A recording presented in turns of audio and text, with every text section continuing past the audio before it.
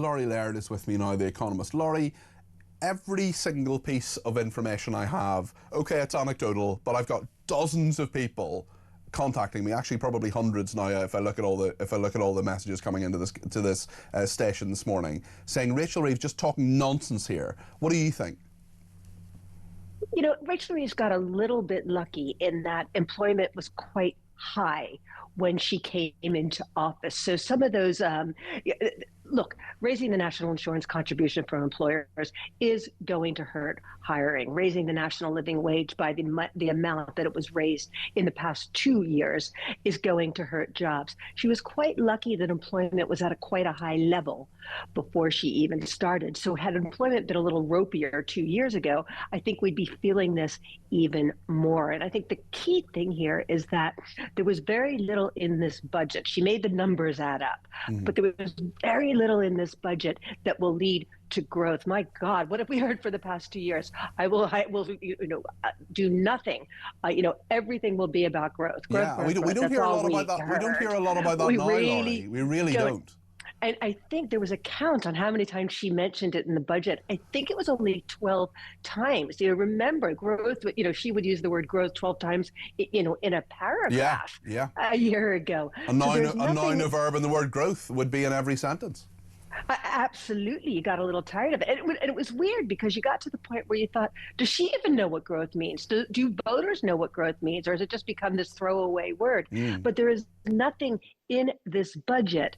Again, she made the numbers add up, but there's nothing here that will spur growth. We're not in an unemployment problem right now, but it is really interesting hearing that anecdotal stuff, Peter, because the numbers we're getting on unemployment, the Office for National Statistics has said our labor force numbers are not good enough at the moment. We're making these changes. We're hoping in the next year to get you better numbers, but we're much more reliant on this anecdotal stuff to know what's happening, to learn what's happening in the labor market. Absolutely. And energy bills are another aspect where this is happening. The Prime Minister was questioned about this at Prime Minister's Questions yesterday by the Conservative leader Kemi Badenoch. Let's have a look at that. Let's start with the Energy Secretary, who wants to recycle himself as leader. He said he'd cut families' energy bills by £300. Can the Prime Minister tell the House how much have energy bills fallen by since the election? Mr. Speaker, I'm very pleased to say we're taking £150 off energy bills. I can also tell her that that's on top of the £150 we've taken off last year for the 3 million poorest families, now for 6 million poorest families.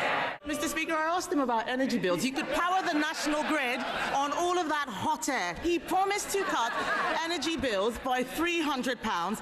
Energy bills have risen by £187. Laurie, let me just read you what Jackie has sent me on WhatsApp. She says, I'm fuming.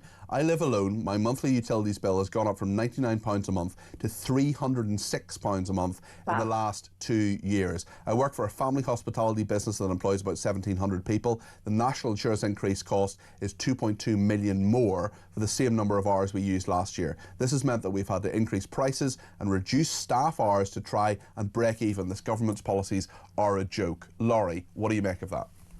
Well, the way that we price energy in this country is an absolute mess, Peter. Even before we talk about net zero, let's talk about how the government has chosen to price energy.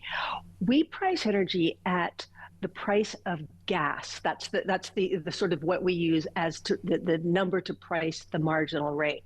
Now, wherever you are on the net zero or wherever you are on global warming, once you build the infrastructure for wind, for solar, the marginal cost of generating energy is zero. So there are days when more than half of the energy mix is produced by renewables, yet we pay, which is, again, pretty much free when you generate it. Yet even on those days, we're paying for energy based on the price of gas, which can be extremely expensive, particularly for the UK, because we don't have a whole lot of it. We import it. We don't have a whole lot of storage. So the way that the market is structured is completely wrong. And that is something the government could address. You're absolutely right. Will they, though?